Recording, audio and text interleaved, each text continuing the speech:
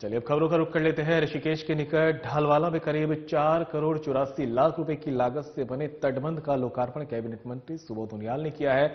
इस तटबंध के बनने से क्षेत्र के लोगों को जहां बरसात में बाढ़ की चिंता नहीं सताएगी, वहीं जंगली जानवरों के आवासीय कॉलोनी में घुसने पर भी प्रतिबंध लगेगा। तटबंध का निर्माण कार्य पूरा होने पर स्थानीय लोगों ने कैबिनेट मंत्री का आभार व्यक्त किया है। जो मेन आपका हरिद्वार रोड है, ऋषिकेश से लक्ष्मण झूला हरिद्वार रोड, उसमें चंद्रभागा पुल से और ढालवाला के इस पुल तक का पहला फेज था और ये दूसरा फेज आज एक कंप्लीट तैयार हुआ है। निश्चित रूप से जैसे आज का इस फेज की कीमत तो 4 करोड़ 84 लाख तकरीबन 5 करोड़ की है, लेकिन कुल मिलाकर के मैं समझता हूँ 15-16 करोड़ की योजना ये माध्यम से, जहाँ एक और ये ढालवाला के बाढ़ सुरक्षा का काम करेगी, दूसरी ओर हाथी सुरक्षा का भी काम करेगी, क्योंकि इसमें जंगल से सटा होने के क्षेत्र के कारण यहाँ हाथी काफी आया करते थे, तो हाथियों से सुरक्षा होगी और लोगों को स्वास्थ्य के लिए बेरोक टोक होकर घूमने का अवसर भी मिलेगा। और देहरादून से इस बीच बड़ी खबर सामने आ रही है। एसएसपी अजय सिंह ने की अहम बैठक। ये बड़ी खबर आप तक पहुंचा रहे हैं, जहां पर अधीनस्थ अधिकारियों के साथ एसएसपी अजय सिंह ने मासिक बैठक की है। यह अपराध पर यह मासिक बैठक की गई है। उत्कृष्ट कार्य करने वाले थाना प्रभारियों की तपाई पीठ, शिथिलता बरतने वाले थानाध्यक्षों को दी सख्त हिदायत। एसएसपी के अधिकारियों को कड़े निर्देश। मुख्यालय स्तर पर चलाए जा रहे अभियानों पर करे कड़ी कार्रवाई। वांछित अपराधियों की जल्द करे गिरफ्तारी। थानों में लंबित पड़े मामलों का करे निस्तारण। चोरी के 100% खुलासों में ऋषिकेश, रायवाला, पटेल नगर और नेहरू कॉलोनी रहा सबसे आगे। अन्य थाना प्रभारियों को चोरी की घटनाओं के शीघ्र खुलासे करने के दिए निर्देश। चोरी की घटनाओं के 100% खुलासे में थाना रानी पोखरी और रायवाला रहा अव्वल। थाना क्लेमेंट टाउन में चोरी की घटनाओं के खुलासे में आई कमी। थानाध्यक्ष क्लेमेंट टाउन को दी हिदायत। चोरी की घटनाओं का जल्द करे खुलासा। सर्दी के मौसम में गश्त और चेकिंग अभियान करें जारी। पिकेटों और बैरियरों पर अलाव की रखे व्यवस्था। अवैध शराब और मादक पदार्थों की तस्करी में लिप्त अपराधियों की अवैध संपत्तियों का करे चिन्हीकरण। यातायात नियमों का उल्लंघन करने वाले युवाओं के खिलाफ करे कड़ी कार्रवाई। जनता को यातायात नियमों के प्रति करे जागरूक।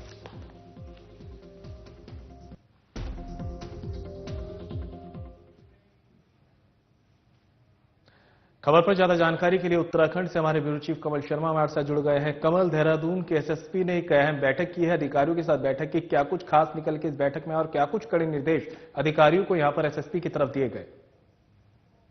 हाँ संदीप, कहें तो अजय सिंह जो एसएसपी हैं, उन्होंने यहाँ पर क्राइम बैठक की है, जो मासिक बैठक होती है हर महीने। यहाँ पर सभी जिले के इंस्पेक्टर्स, एसएचओ वगैरह सभी लोग यहाँ पर उपस्थित थे और उन्होंने कहें तो जो अच्छे काम करने वाले इंस्पेक्टर्स हो गए, पुलिस के लोग हो गए, जवान हो गए और थानाध्यक्ष हो गए, उनको यहाँ पर सम्मान भी किया है कि जिससे उनका एक प्रोत्साहन भी बढ़ाया है, जिससे वो और आगे बेहतर कर सके। अगर हम कहें तो सबसे बड़ी बात है कि इसमें ऋषिकेश हो गया, रायवाला, पटेल नगर, नेहरू कॉलोनी, ये जितने भी थाने और कोतवाली है, यहाँ पर 100% जो है वो रिकॉर्ड रहा। जितने भी जो चोरियां हुई है या अन्य वारदातें हुई हैं, उनको 100% खोला है, उनको वर्कआउट किया है, इसलिए उनको दिया है। और साथ ही उन्होंने कहा है कि सबसे बड़ी बात है, ये नहीं आज मैंने प्रोत्साहन किया, ये नहीं आपने पीछे नहीं, आपने फिर आगे बढ़ के और जितनी भी चीजें हैं उनको सबको वर्कआउट करना है और बेहतर प्रदर्शन करेंगे तो आपको और अधिक सम्मान मिलेगा।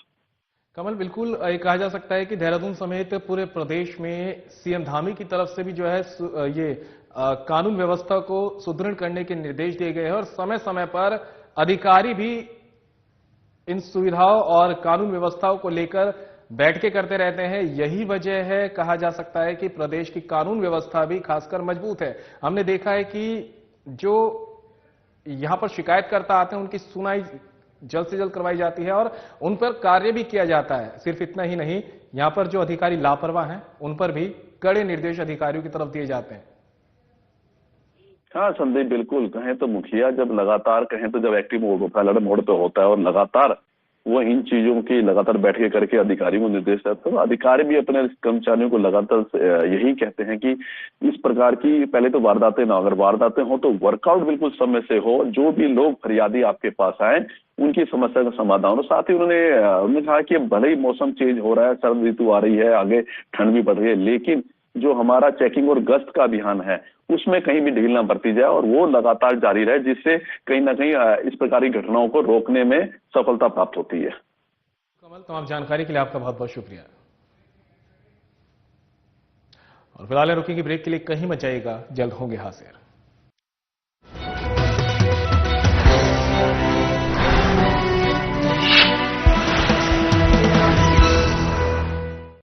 नशा करने के लिए कई लोगों द्वारा एक ही सिरिंज का इस्तेमाल करना HIV के प्रसार का एक बड़ा कारण है। प्रदेश में HIV और एड्स से डटकर मुकाबला करने और इसके प्रसार की रोकथाम हेतु बड़े स्तर पर कार्यक्रम चला रही है उत्तराखंड सरकार। राष्ट्रीय एड्स नियंत्रण कार्यक्रम के तहत उत्तराखंड राज्य एड्स नियंत्रण सोसाइटी पूरे जोरों पर अपनी गतिविधियों का संचालन कर रही है। इंजेक्शन से नशा करने वालों यानी IDU के लिए राज्य में NGO के माध्यम से लक्षित हस्तक्षेप यानी TI प्रोजेक्ट लागू किया जा रहा है। इसके तहत 7 TI NGO के माध्यम से 2000 से अधिक ऐसे लोगों की मदद की जा रही है जो इंजेक्शन से नशा करते हैं। TI कार्यक्रम के तहत इन लोगों को काउंसलिंग, HIV और syphilis screening, abscess management, needle syringe के नुकसान को कम करने वाली सेवाएं जैसी कई जरूरी सुविधाएं प्रदान की जाती हैं। नशीली दवाओं की लत के शिकार लोगों के परिजनों से मिलकर भी उन्हें मोटिवेशनल सपोर्ट दिया जाता है। निडल सिरिंज एक्सचेंज प्रोग्राम यानी NSEP के तहत NGO कर्मी नशीली दवाओं के इंजेक्शन लगाने वालों को नई सुई और सिरिंज मुहैया कराते हैं और पुरानी व इस्तेमाल की गई सुई और सिरिंज एकत्र करते हैं। साथ ही प्रशिक्षित चिकित्सा अधिकारी की देखरेख में ओपियोइड सब्स्टिट्यूशन थेरेपी यानी OST भी दी जाती है। राज्य के सरकारी अस्पतालों में 8 OST सेंटर हैं जो देहरादून, रुड़की, हरिद्वार, रामनगर, नैनीताल, रुद्रपुर, काशीपुर और सितारगंज में मौजूद है। साथ ही 2 सैटेलाइट OST सेंटर भी हैं जो दूर दराज के इलाकों में OST की सुविधा देते हैं। इंजेक्शन से ड्रग्स का नशा छुड़ाने को हम हैं तैयार। HIV एड्स रोकथाम को तत्पर उत्तराखंड सरकार। पुरखों की सांझी विरासत, ऋषि मुनियों की परंपरा और अनुकूल वातावरण से देवस्थानम उत्तराखंड को मिला है देश और दुनिया में सबसे ज्यादा मान और बनी है आयुष और वेलनेस में बेस्ट डेस्टिनेशन की पहचान। We all came here to clean our 5 chakras and so far so good. We really enjoy it and I give my best wishes for the government of Uttarakhand. Uttarakhand सरकार का संकल्प है कि आयुष और wellness की समृद्ध प्राकृतिक और सांस्कृतिक विशेषताओं से प्रत्येक व्यक्ति को जोड़ा जाए और सर्वोत्तम सेवाएं प्रदान की जाएं। देवभूमि उत्तराखंड में 300 से ज्यादा आयुष और वेलनेस सेंटर संचालित किए जा रहे हैं जिसमें प्राकृतिक आयुष उपचार और योग प्रदान किया जा रहा है। मेरे पाँव की हड्डी भी थोड़ी बढ़ गई थी और वो पंचकर्म भी मैंने कराया है और मेरा सारा ट्रीटमेंट यहाँ पे मुफ्त हुआ है और उसमें मुझे 90% फायदा हुआ है। राज्य में पहली बार इवनिंग OPD संचालित की जा रही है जिसमें प्रकृति परीक्षण और ऋतुचर्या के अनुसार गैर संक्रामक रोगों और गंभीर बीमारियों का उपचार किया जा रहा है। मेरे को MND था, मोटर न्यूरॉन डिजीज, जिसमें मुझे नसों में झंझनाहट होती थी और मेरा राइट हैंड वर्क नहीं कर पाता था। मैं पिछले 20 दिनों से यहाँ पर मात्रावस्थी और मरम चिकित्सा ले रहा हूँ जिससे मुझे 50 से 60% रिमूव हो पा रहा है, आराम मिल पा रहा है। प्रधानमंत्री नरेंद्र मोदी के आह्वान पर इंटरनेशनल योगा डे का उत्तराखंड में सफल संचालन होता है। उत्तराखंड सरकार डिजिटल कार्यक्रम आयुर्वाणी और आयुर तरंगिनी मैगजीन के माध्यम से योग और आयुष से जुड़ी जानकारी जनता के बीच पहुंचा रही है। मुख्यमंत्री पुष्कर सिंह धामी के संकल्प से आयुष और वेलनेस में निवेश के द्वार खुले हैं। सांझी विरासत को संजो रही है उत्तराखंड सरकार। आयुष और वेलनेस है स्वस्थ जीवन शैली के आधार।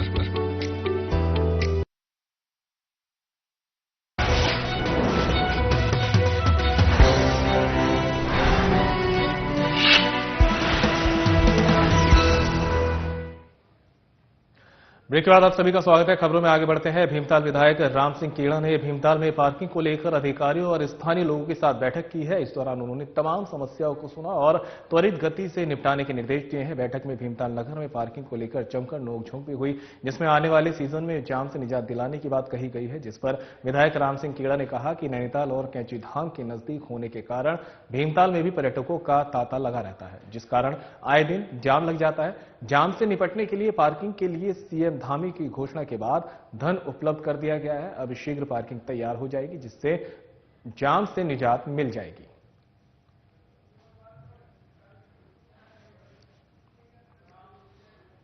माननीय मुख्यमंत्री जी की जो पूर्व में घोषणा थी, 4 करोड़ रुपया मुख्यमंत्री जी के आशीर्वाद से हमें मिला हुआ है।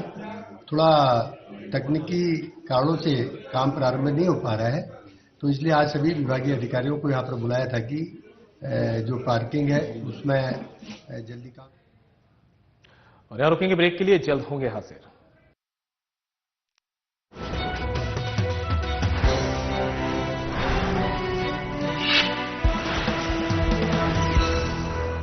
प्रदेश के निवासी जिन खाद्य पदार्थों और दवाइयों का सेवन करते हैं, उनकी गुणवत्ता सुनिश्चित करने की जिम्मेदारी है उत्तराखंड सरकार के food safety and drug administration के मजबूत कंधों पर। और विगत 5 वर्षों से ये जिम्मेदारी बखूबी ढंग से निभा रही है FDA। FDA का नवनिर्मित भवन सहस्त्रधारा रोड, देहरादून में मौजूद है। ये सरकारी औषधि परीक्षण प्रयोगशाला दवा के नमूनों के परीक्षण में उपयोग किए जाने वाले नवीनतम और अत्यधिक उन्नत उपकरणों से लैस है। दवा के नमूनों में माइक्रोबियल टेस्ट के लिए नए दिशा निर्देशों के अनुरूप एक नवनिर्मित, पूरी तरह सुसज्जित माइक्रोबायोलॉजी लेबोरेटरी भी स्थापित की गई है। इतना ही नहीं, खाद्य नमूनों में अवशिष्ट एंटीबायोटिक दवाओं, कीटनाशक और भारी धातुओं का पता लगाने के लिए GCMS, ICP-MS, LC-MS जैसे उच्च स्तरीय उपकरण भी state food and drug testing laboratory में लगाए गए हैं। FDA समय समय पर बाजार से खाद्य पदार्थों और दवाओं के सैंपल एकत्र कर उनकी बारीकी से जांच करती है, ताकि प्रदेशवासियों की सेहत से ना हो कोई समझौता। 2022-23 में 460 सैंपल में से 80 सैंपल गुणवत्ता टेस्ट में फेल हुए। ड्रग्स कंट्रोल विंग ने नियम तोड़ने वालों पर कार्रवाई करते हुए TNC एक्ट के तहत 6 और NDPS एक्ट के तहत 8 मुकदमे दर्ज किए और 36 आरोपियों को गिरफ्तार किया। इसी तरह फूड सेफ्टी विंग ने वर्ष 2023-24 में 355 मुकदमे दर्ज किए, जिनमें से 345 मामलों के फैसले आ चुके हैं। इनमें से 332 मामलों में जुर्माने लगाए गए, जिनकी कुल राशि 1,04,23,000 है। FDA उत्तराखंड, आपके स्वास्थ्य के सच्चे प्रहरी। उत्तराखंड में बागवानी से सशक्त हो रहे हैं किसान, बन रही है उन्नत प्रदेश की विशिष्ट पहचान। मुख्यमंत्री पुष्कर सिंह धामी के संकल्प से किसानों की आय में जबरदस्त मुनाफा, फल और सब्जियों में पौष्टिकता, विकास के अंत्योदय सफर की कहानी लिख रही है। मुख्यमंत्री एकीकृत बागवानी विकास योजना के तहत किसानों को समृद्ध बनाने के लिए कोल्ड स्टोरेज पर 50% सब्सिडी अथवा 7,50,000 रुपए तक और रेफ्रिजरेटर वैन पर 50% सब्सिडी अथवा 13 लाख रुपए तक दिए जा रहे हैं। साथ ही फल, सब्जियां, पुष्प और मसालों के पौधे और बीज 50% सब्सिडी पर किसानों को प्रदान किए जा रहे हैं। मुख्यमंत्री एकीकृत बागवानी योजना के तहत हमें सब्जी और बीज उपलब्ध कराए जाते हैं, जिसमें कि हमें समय समय पर उद्यान विभाग के द्वारा विभिन्न प्रकार के कीटनाशक दवाइयां भी उपलब्ध कराई जाती हैं और महिलाओं का एक आजीविका को लेकर एक नया ही उत्साह उत्पन्न हुआ है। मुख्यमंत्री संरक्षित उद्यान विकास योजना में पॉली हाउस के अंदर सब्जी या पुष्प का उत्पादन करने पर किसानों को 80% तक सब्सिडी प्रदान की जा रही है। बाजार हस्तक्षेप योजना के तहत सी ग्रेड सेब और अन्य फलों को समर्थन मूल्य पर खरीदने के लिए व्यवस्था की गई है। फसल बीमा योजना के तहत फलों और मौसमी सब्जियों का बीमा कराया जाता है और सरकार किसानों को प्रीमियम की कई गुना धनराशि प्रदान कर रही है। हमने आम की फसल का बीमा करवाया था, जिसका 8 गुना प्रीमियम हमें सीधा DBT के माध्यम से हमारे अकाउंट में प्राप्त हुआ। मैं धन्यवाद अदा करना चाहूंगा उत्तराखंड सरकार, मुख्यमंत्री श्रीमान पुष्कर सिंह धामी जी का। बागवानी योजनाओं से खुल रहे हैं समृद्धि के द्वार, किसानों को मजबूत बना रही है उत्तराखंड सरकार।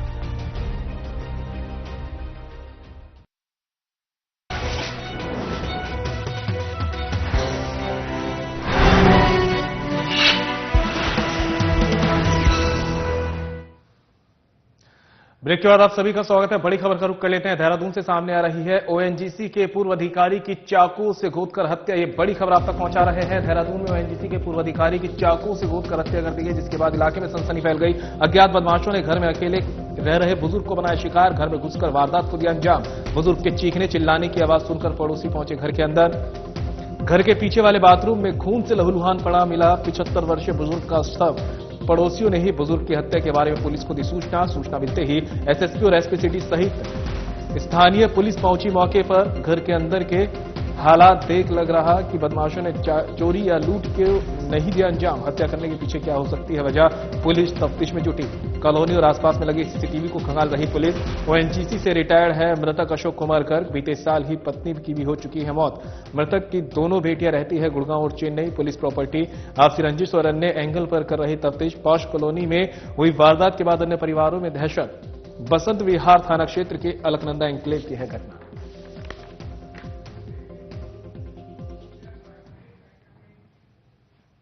रुकेंगे ब्रेक के लिए, कहीं मत जाएगा, जल्द होंगे हाजिर।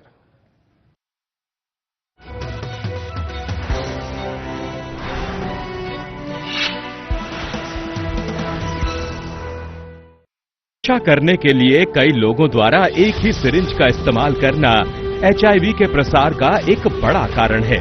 प्रदेश में एचआईवी और एड्स से डटकर मुकाबला करने और इसके प्रसार की रोकथाम हेतु बड़े स्तर पर कार्यक्रम चला रही है उत्तराखंड सरकार। राष्ट्रीय एड्स नियंत्रण कार्यक्रम के तहत उत्तराखंड राज्य एड्स नियंत्रण सोसाइटी पूरे जोरों पर अपनी गतिविधियों का संचालन कर रही है। इंजेक्शन से नशा करने वालों यानी आईडीयू के लिए राज्य में एनजीओ के माध्यम से लक्षित हस्तक्षेप यानी टीआई प्रोजेक्ट लागू किया जा रहा है।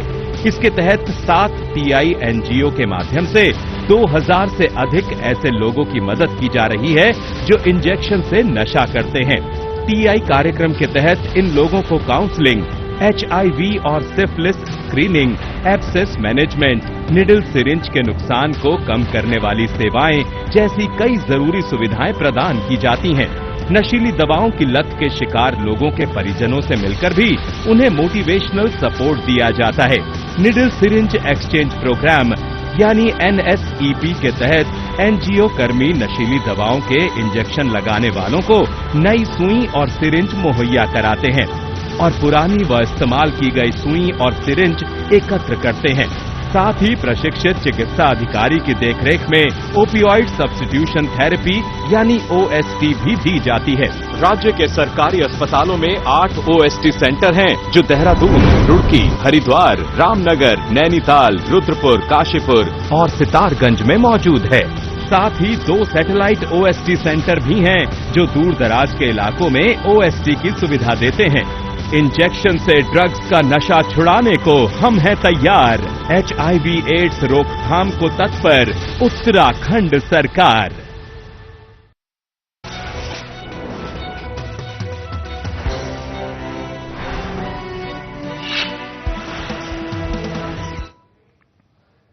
ब्रेक के बाद आप सभी का स्वागत है। खबरों में आगे बढ़ते हैं। ऋषिकेश में नवनियुक्त ट्रैफिक इंचार्ज शिवम कुमार ने सभी होमगार्ड को ट्रैफिक व्यवस्था बेहतर करने के निर्देश दिए हैं। ड्यूटी के दौरान किसी प्रकार की लापरवाही नहीं करने के लिए भी कहा है। बता दें कि नवनियुक्त ट्रैफिक इंचार्ज शिवम कुमार ने इंद्रमणि बडोनी चौक के निकट सभी होमगार्ड को बुलाया और उनके साथ शहर की ट्रैफिक व्यवस्था को लेकर चर्चा की। मौके पर ट्रैफिक इंचार्ज ने होमगार्ड को ट्रैफिक की व्यवस्था को बेहतर करने के निर्देश दिए। इस दौरान होमगार्ड्स को ठंड से बचाने के लिए उनको गर्म टोपी भी वितरित की गई। ट्रैफिक इंचार्ज ने बताया कि शहर की ट्रैफिक व्यवस्था को बेहतर रूप से चलाना उनकी पहली प्राथमिकता है। इसके अलावा ट्रैफिक को सुचारू रूप से चलाने वाले होमगार्ड्स को सुविधाओं का ख्याल रखना भी उनकी अपनी प्राथमिकता में शामिल है।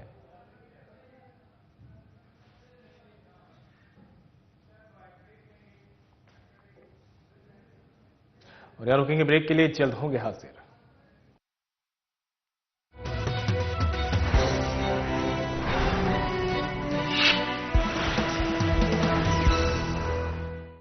प्रदेश के निवासी जिन खाद्य पदार्थों और दवाइयों का सेवन करते हैं उनकी गुणवत्ता सुनिश्चित करने की जिम्मेदारी है उत्तराखंड सरकार के food safety and drug administration के मजबूत कंधों पर। और विगत 5 वर्षों से ये जिम्मेदारी बखूबी ढंग से निभा रही है एफडीए। एफडीए का नवनिर्मित भवन सहस्त्रधारा रोड देहरादून में मौजूद है। ये सरकारी औषधि परीक्षण प्रयोगशाला दवा के नमूनों के परीक्षण में उपयोग किए जाने वाले नवीनतम और अत्यधिक उन्नत उपकरणों से लैस है। दवा के नमूनों में माइक्रोबियल टेस्ट के लिए नए दिशा निर्देशों के अनुरूप एक नवनिर्मित पूरी तरह सुसज्जित माइक्रोबायोलॉजी लेबोरेटरी भी स्थापित की गई है। इतना ही नहीं, खाद्य नमूनों में अवशिष्ट एंटीबायोटिक दवाओं, कीटनाशक और भारी धातुओं का पता लगाने के लिए GCMS, ICP-MS, LC-MS जैसे उच्च स्तरीय उपकरण भी state food and drug testing laboratory में लगाए गए हैं। FDA समय समय पर बाजार से खाद्य पदार्थों और दवाओं के सैंपल एकत्र कर उनकी बारीकी से जांच करती है ताकि प्रदेशवासियों की सेहत से ना हो कोई समझौता। 2022-23 में 460 सैंपल में से 80 सैंपल गुणवत्ता टेस्ट में फेल हुए। ड्रग्स कंट्रोल विंग ने नियम तोड़ने वालों पर कार्रवाई करते हुए TNC एक्ट के तहत 6 और NDPS एक्ट के तहत 8 मुकदमे दर्ज किए और 36 आरोपियों को गिरफ्तार किया। इसी तरह फूड सेफ्टी विंग ने वर्ष 2023-24 में 355 मुकदमे दर्ज किए, जिनमें से 345 मामलों के फैसले आ चुके हैं। इनमें से 332 मामलों में जुर्माने लगाए गए, जिनकी कुल राशि 1,04,23,000 है। FDA उत्तराखंड, आपके स्वास्थ्य के सच्चे प्रहरी।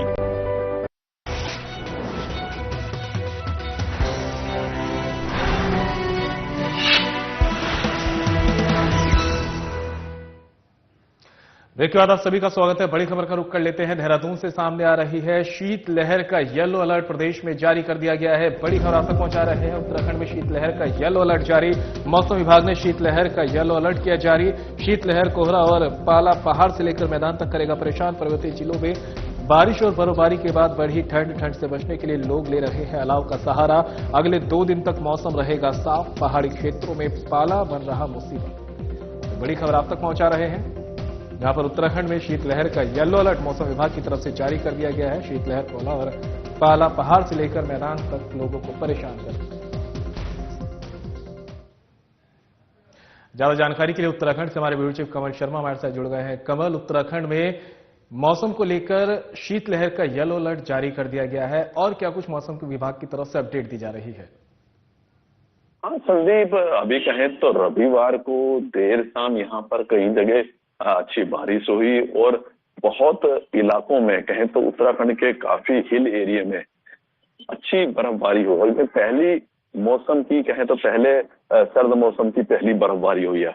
और जब बर्फबारी होती है तब तो नहीं होती, लेकिन बर्फबारी के 1-2 दिन बाद काफी ठंड ज्यादा होती है। वही मौसम विभाग ने कहा है कि अब भले ही मौसम खुश्क रहेगा, लेकिन जो है शीतलहर ठंड जो है वो ज्यादा बढ़ेगी, क्योंकि जब बर्फ पड़ती है और उसके बाद कहीं ना कहीं शीतलहर ज्यादा शुरू होती है। वही हम देख रहे हैं कि अब चाहे चकरौता हो, चाहे चमोली जिला हो, बद्रीनाथ केदार चारों धाम की जगह हेमकुंड हो, नैनीताल हो, मसूरी हो, धनल्टी हो, कहीं जगह अच्छा हिमपात हुआ और ये अच्छा संकेत भी है। लोग इसको अच्छा संकेत मांग रहे हैं। बर्फबारी जरूरी है, तभी पानी आएगा, किसानों को पानी मिलेगा, कुछ खेती जो है वो अच्छी होगी। तो इसको लेकर लोगों में एक अच्छा संदेश भी है। हमने कहा कि अच्छी बर्फबारी हुई है। अब यही देखना बर्फबारी भी आगे भी होगी, पर लोगों को इस ठंड से बचना भी है। यही बात है कि अब अलाव का सहारा लें, आप अन्य लें, कपड़े अच्छे पहने। पर ये भी बात कहता है कि अगर बिना बारिश के और बिना बर्फ के अगर बर्फ क्या कहते हैं मौसम शीतलहर बढ़े तो कहीं ना कहीं वो स्वास्थ्य के लिए भी हानिकारक होता है। जब कहते हैं कि बारिश थोड़ी सी पड़ गई, बर्फ पड़ गई, तो कहीं ना कहीं गीली ठंड कहा जाता है कि शुरू होती है और उससे जो है जो गले के खांसी जुकाम बुखार होता है इसमें कहीं ना कहीं रोकथाम मिलती है। तो वही स्थिति हम देख रहे हैं कि बर्फबारी हुई है थोड़ी, उसका लोगों ने अच्छा संदेश भी किया है। लोग भी सैलानी थोड़ा सा आते हैं, व्यापार भी, पर्यटन भी बढ़ता है और साथ ही जो बीमारियां होती हैं वो भी कम होती है। पर यह कि ठंड कहीं ना कहीं होती है और जैसे कहें तो हम 4-5 बाद जब सूरज छिपता है उसके बाद ये जो शीतलहर है वो कहीं ना कहीं बढ़ती है। तो आपको अच्छी जैकेट्स, अपना टोपा कान में लेके और आपको अपने सेहत का ध्यान रखना है। किसी ने कहा है कि अगर आप निरोग हैं तो सबसे बड़े आप धनी हैं और इसलिए अपने स्वास्थ्य का ध्यान रखना सबसे पहले आदमी का अपना फर्ज होता है। बिल्कुल बिल्कुल कमल, तमाम जानकारी के लिए आपका बहुत बहुत शुक्रिया। और फिलहाल बुलेटिन मेरे साथ इतना ही, दीजिए इजाजत, नमस्कार।